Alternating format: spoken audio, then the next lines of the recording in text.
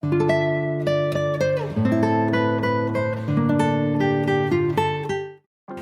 everybody, thank you again for tuning back into the channel today with Mindful Healing Journey.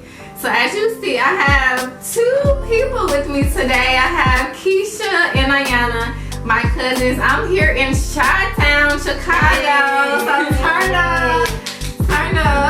But we have Nekisha here who actually just graduated with her master's in mental health, so woo-hoo. Yeah, and we have Iiyona here who is a sophomore. I don't know what high school, but she's a sophomore, and I'm just so happy to have both of these beautiful ladies here with me to just talk about mental health, because it is still Mental Health Month and mental health awareness. So we want to keep the topic running. We want to keep the conversations going over and over again in our household and in our family household, and just conversations on a day-to-day basis. So we're gonna kind of kick I just want to say, but we want to turn the gears to Nekisha here.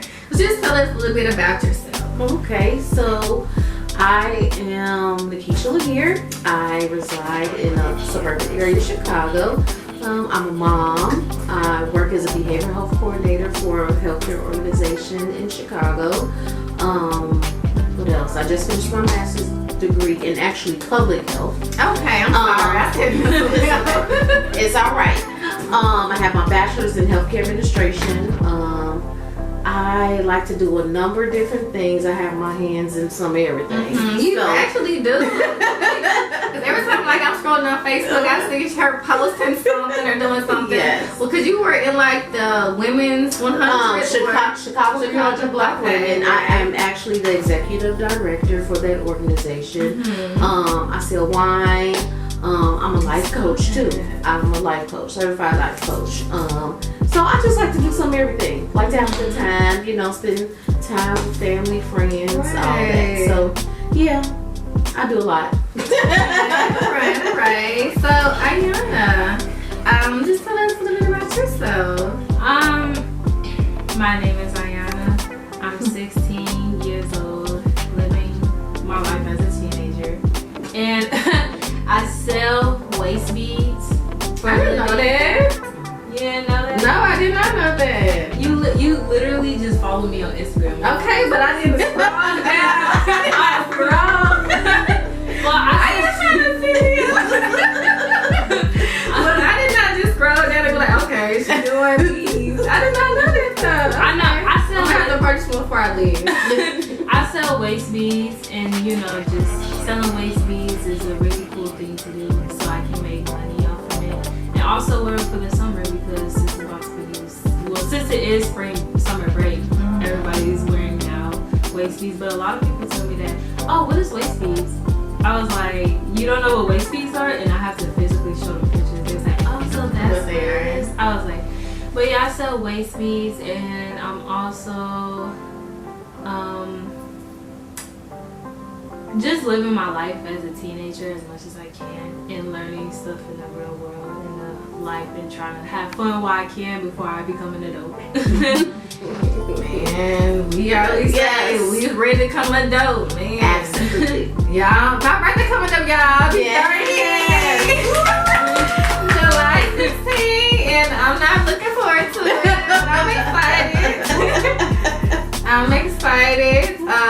But yeah, so since I have these two beautiful ladies with me, I want to get their insights on what mental health is and what it means for them, and if they've ever experienced any type of mental health issues, or maybe depression, anxiety, postpartum depression, anything that goes into mental health. And when you think about it, for me, when I ultimately thought about mental health, I thought about one thing. I thought about depression.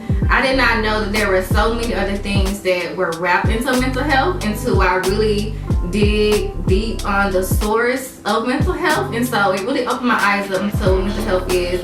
And my goal and my passion, my purpose is to really just share the stories from other people, because we all go through different circumstances. We all go through different issues, and we don't want to necessarily say that I'm doing it by ourselves because there's so many people here that can actually help us. So I just want to, we have a young lady here, like we already said, Iiyona, but being a teenager, like have you ever dealt with any type of mental health issues or like depression or anxiety, like being in high school, trying to pursue this persona of what society wants teenagers to be? Or have you ever dealt with anything like this, as far as feeling you may be like isolated or I'm not included with this group? Tell us anything about that. Yeah, I have done with depression for like ever since I was like a 7th grader to like all the way through the 9th. My depression doesn't affect me as much, but sometimes I do feel like there's nothing like really like happy in this world as much. So like everything that I see around this world and stuff is like it doesn't really make me happy as much. But like I really went through depression when I was like 7th grade all the way to 9th grade because I felt like nobody cared for real, and I was going through a lot with like my other side of the family, and it was like, you know, having a father wasn't really good enough for me as much. And it's like you really feel like you didn't care. And it was other school wise too, like how like I was going through a lot of drama, and it was really overwhelming me, and also like in school and just family members a little bit, and also just like being in the house.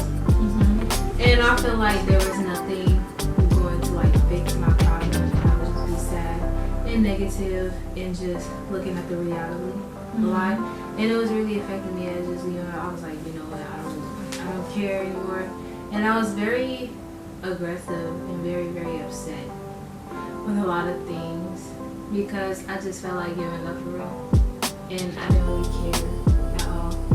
But it really affected It just made me so sad to hear that because I never heard that from you. One, I never knew. Like, of course, I mean, I'm from Memphis and you're in Chicago, so when I see you, we always think of you as being like happy, and it just kind of makes me sad because I never knew any like you. I never knew anything about me as far as the stuff that I dealt with. It just makes me so sad. It's so funny.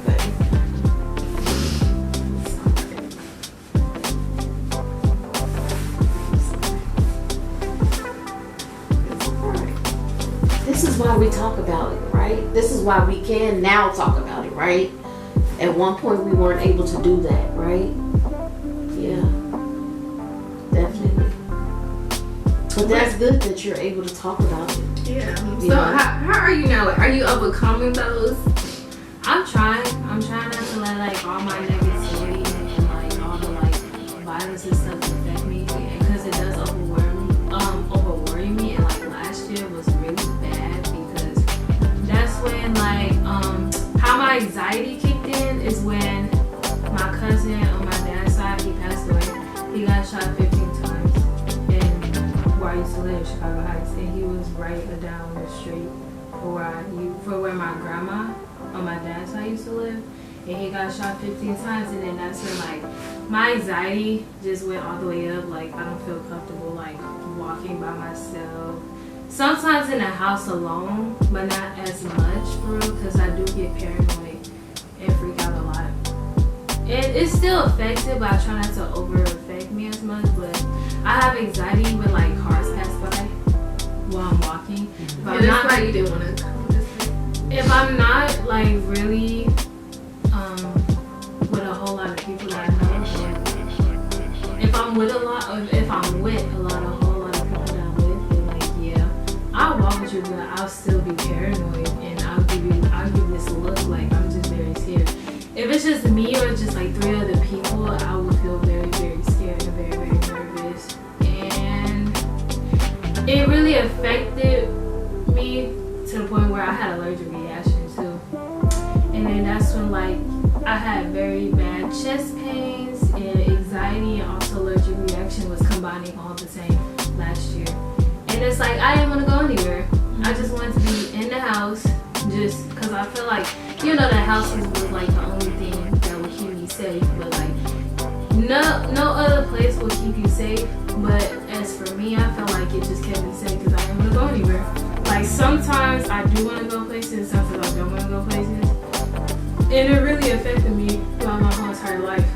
Cause I didn't even know that my cousin had to go through that for real until I heard about it, and then that's when I was just very, very sad, and then anxiety just took me really, really bad, and it was messing with my chest too. If I would freak out a lot, I would continue to cry sometimes, and also my chest would get very, very tight. And then that's when I had to like try to release it and calm down and breathe. But it's hard to calm down and breathe when you're in that much anxiety. Mm-hmm. It's not an easy thing to do, but sometimes you just have to like try to learn how to do it.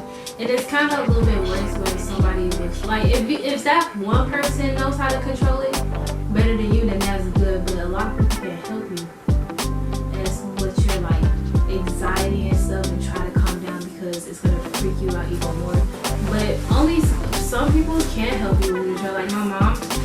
She know how to control me when I'm like very like anxiety and like freak out and stuff. And also my nana knows how to do it, and my auntie knows how to do it because they've been there, and they also been doing it for a very long time because I've been like this for a very long time. But like anybody else that I know, but I've never been around with, I would be like, no. This look crazy. Like as I've gotten older, I realized that I have anxiety, and I really did not know that I had it, or maybe my transition to like the person I am now has built anxiety up, because I really didn't have anxiety, I would say, when I was younger, but as I've gotten older and going on this entrepreneurial adventure, like stuff has been triggering me where I feel like I have more anxiety, or I'm always anxious about something. And to piggyback on you was like, you were saying what's stuck in my mind, what's stuck in my head about like your father not being there. Like I had an issue with my dad not being there, and I'm so happy now that we have a more understanding of each other where we are able to talk about certain things, because he and we had a conversation before I put out the last video. I was like, hey Dad, this is how I felt for years. I feel like you were not there. He was like, yeah, I wasn't there. And for him to acknowledge that, was like, okay, I feel a little better because I was so nervous and so scared to actually talk to him about my problems or how I felt, because I was always worried about like hurting his feelings, but I really needed to get my feelings out so we can be better. Absolutely. And like right now, we are so great. I'm just so happy. That's good. I'm just so happy. That's like good. Everybody know, like this my dad. I love him to death, but to get over like that next emotional hurdle step, it's like, whew, it's like a weight just lifted off my shoulders, and I feel so much better. And I cannot wait till you experience that too within yourself and your father, because once you do, like, it's gonna be so amazing. And one thing I say, it's so weird. I was just driving the car one day, and I'm like, I feel like, and I think it's gonna be another discussion later, another episode, but I'm like, I feel like there are more toxic women in this world than men, because we experience relationship issues, or we experience what we see as far as men. We take that so serious more than we take like women's actions as far as like our mom and aunties and grandmas.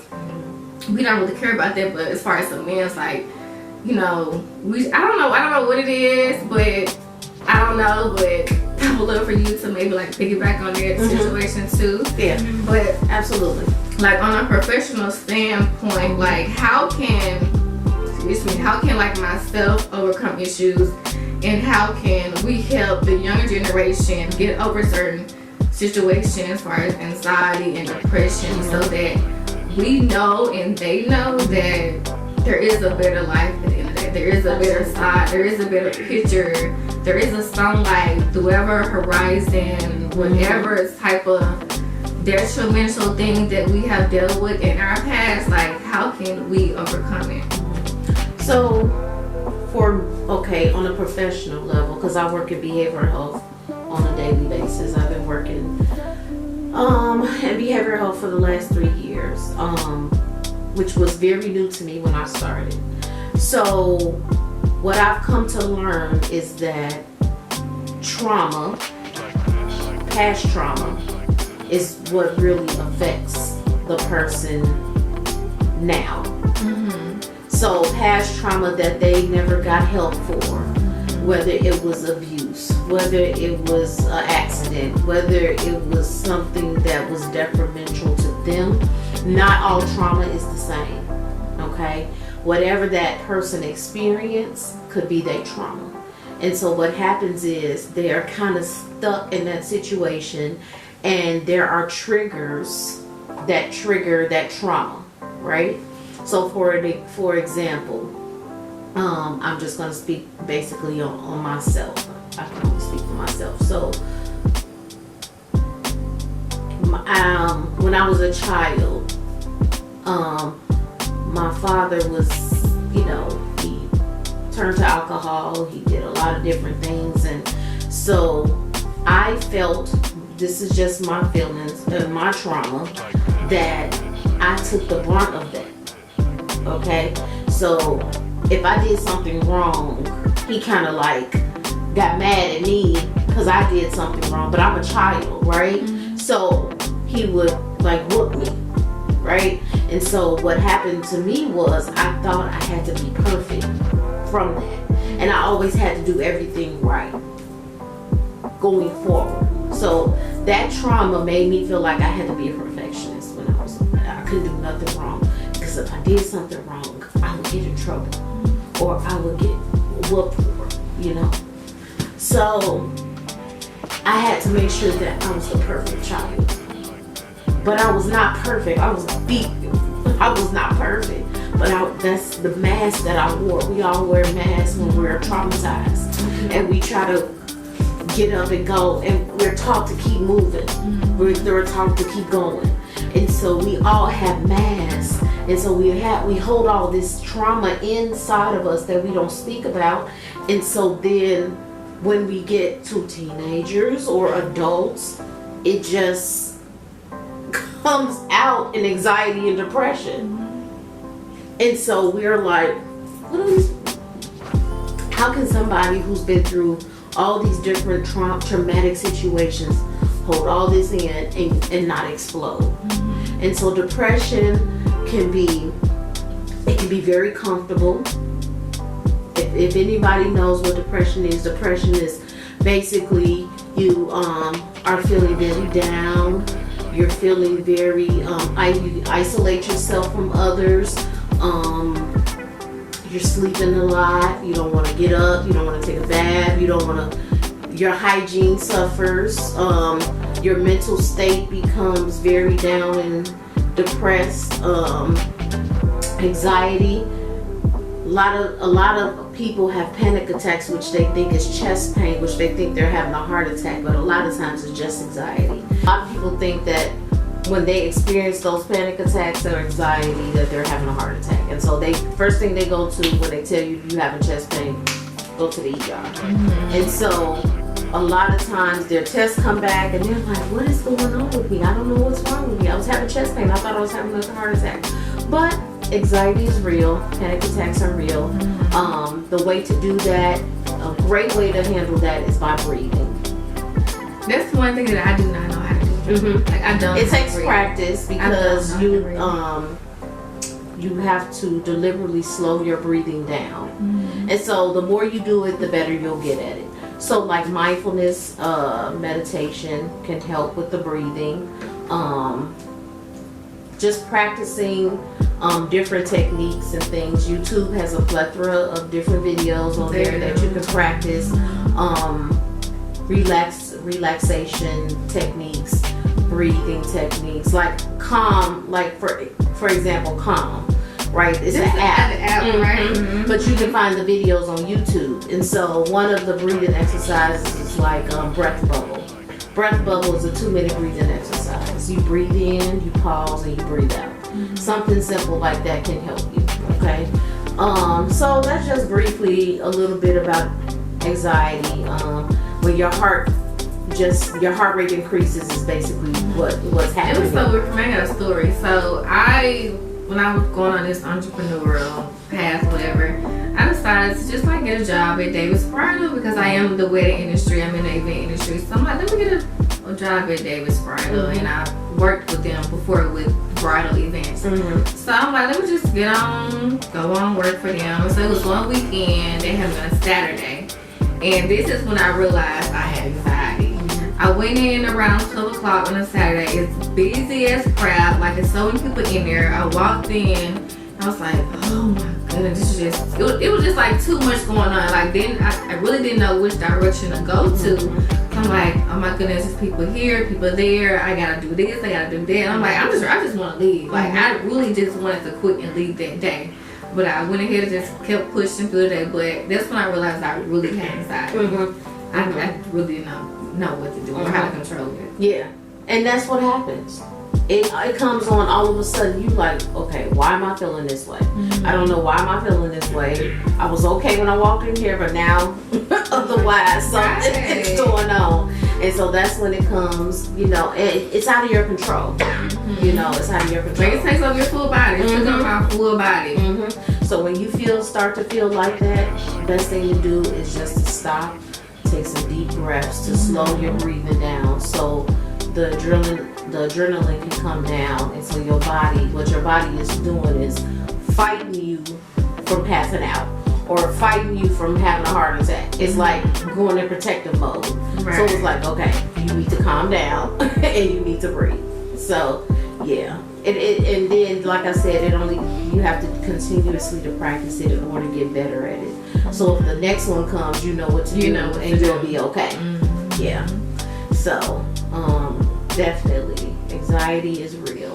Panic attacks are real. So it may be anxiety or panic attack. It may not even be a heart attack. So, but the safe, have no heart attack.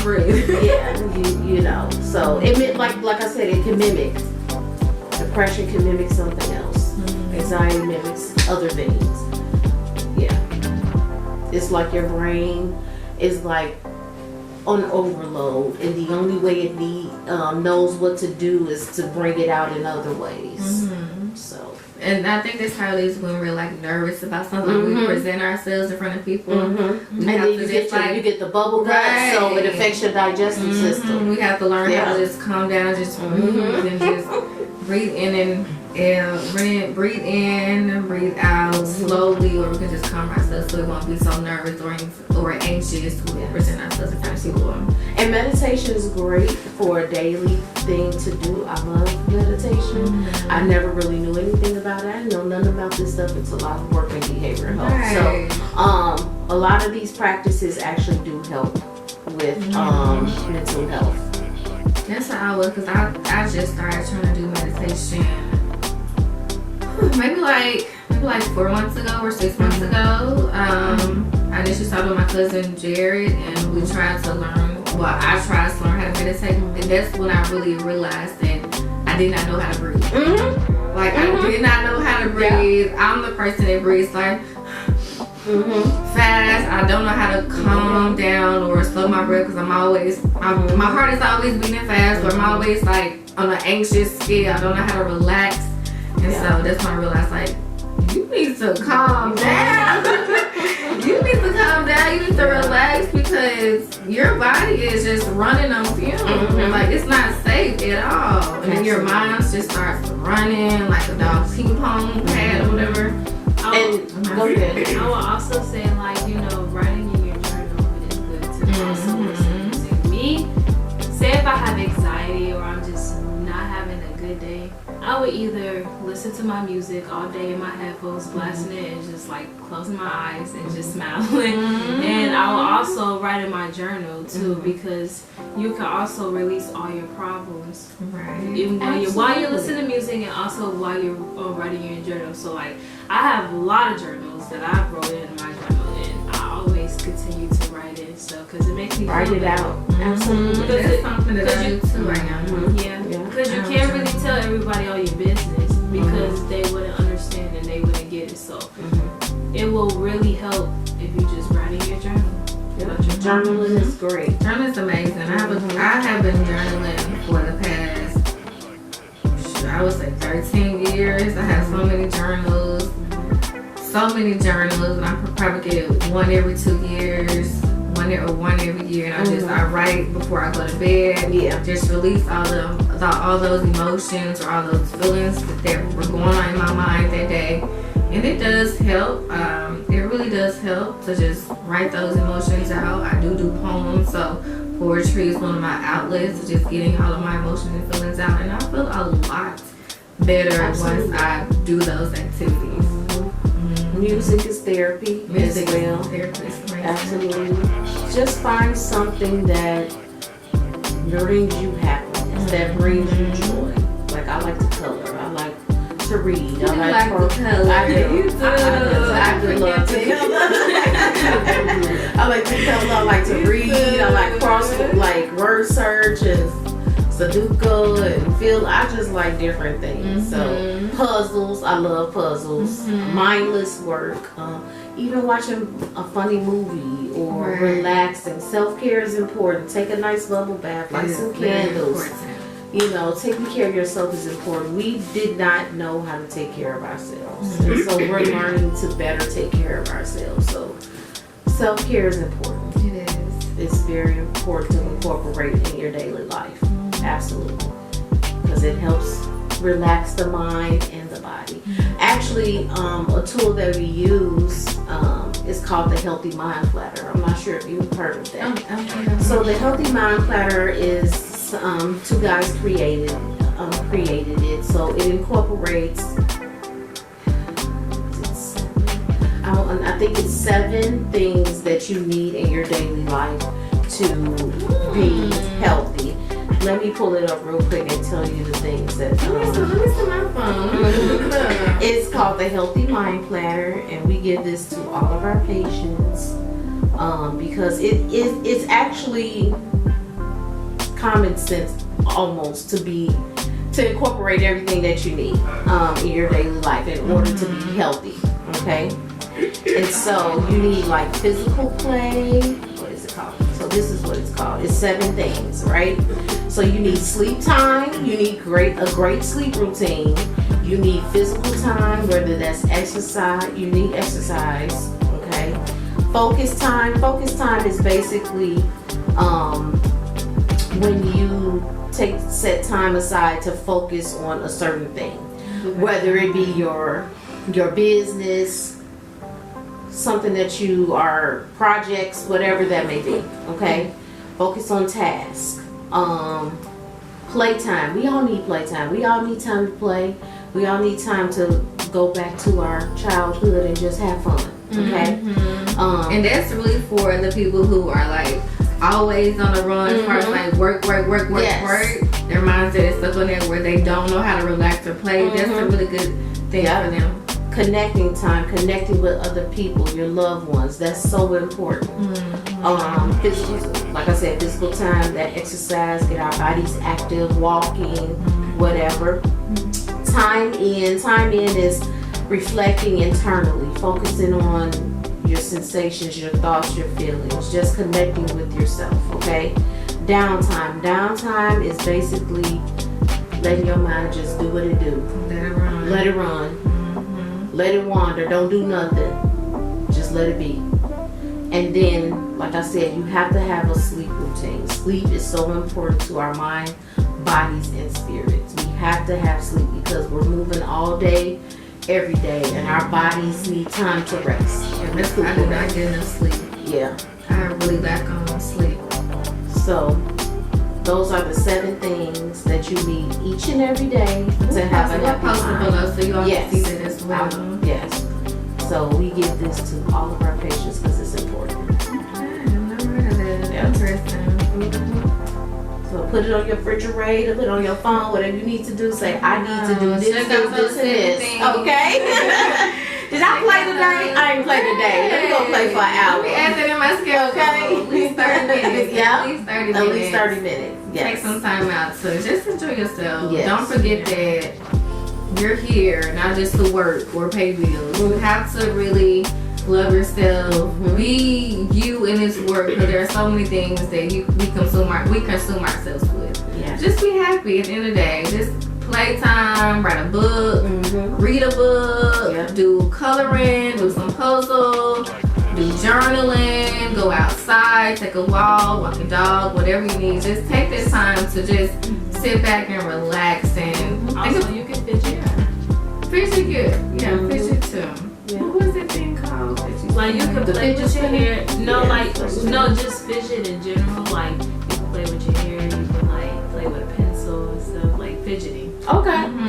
Like I do that. Not just fidget, just like fidget, or like you can go buy a fidget and stuff where it will help you calm down and like have something to do. Oh yeah, like those poppet things too. Yeah. Oh, I have that in my desk. I be sitting there like. Yeah. But you do incorporate some great things for you. Whatever makes you happy is what I tell people. Whatever brings you joy. And it's different for everybody. It's different for everybody. Whatever the next person, whatever makes her happy, makes her happy. Whatever makes me happy, makes me happy. Whatever makes her happy, makes her happy. We're not gonna all have the same happiness of what makes us happy. So find your true happiness and go from there, because we're all different. Only you can make you happy. Exactly, only you. So don't look for a society to make yourself happy. Look within yourself to make yourself happy. Yes. And focus on you at the end of the day. It's hard work, but you can do it. Definitely. You can do anything you put your mind You to. definitely can. It's so important. It took me years to learn it, but it's okay. Right. We're still learning every day. Like, we're still learning no matter what age you are. We continue to learn each and every day what makes us happy and what makes us feel like we can do anything and everything we want to do. Absolutely. Yeah. So this was great. This was really great. It was amazing. Iiyona, do you have any type of encouraging words for your generation and teenagers that are dealing with depression or anxiety or anything? I feel like you guys can break through it, and at least try to be like successful in doing stuff in life, and not just like sitting in that. Even though it's hard to get out of that stage, but if you could try, you would be happy. And you will be surprised and proud of yourself, like, oh my God, I did that. Because I was surprised when I broke out of that. I was like, oh my God, I feel like so like a new person.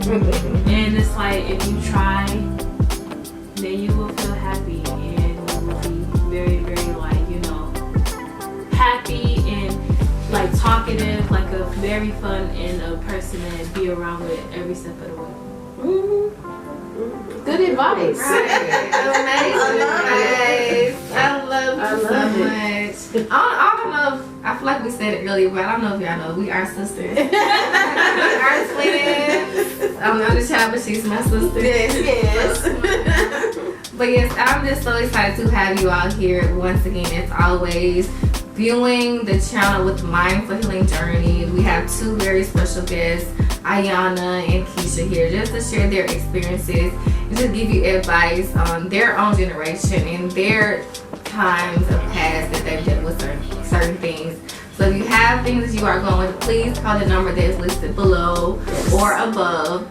Please contact somebody, because you are not alone. Your purpose is to inspire others. Your purpose is to help others, and your purpose is to find yourself so that you can be the best version of yourself each and every day. So I love you. Please take something from this video and then help inspire others and just share the message, because we love you. We want to help the entire world.